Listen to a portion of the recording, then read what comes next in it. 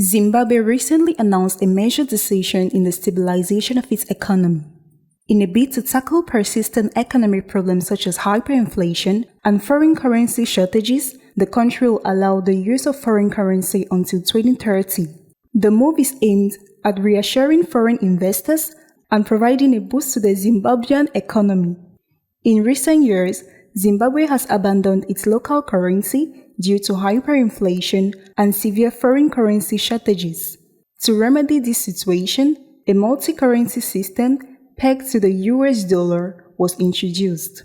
Nevertheless, this decision is filled with risk. First, the use of foreign currency encourages international trade and reassures foreign investment.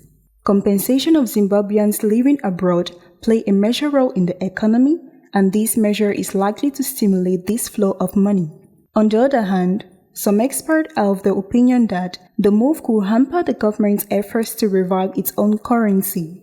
The country's ability to control its monetary policy and address economic challenges is limited to the use of foreign currency. It also weakens the local currency by reducing the central bank's foreign reserves. The extension of the use of foreign currency until 2030 is part of Zimbabwe's efforts to stabilize its economy and attract foreign investment.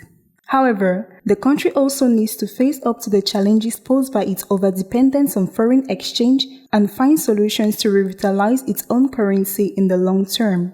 Zimbabwe's economic situation remains complex and requires a balanced approach to ensure financial stability while allowing the economy to grow.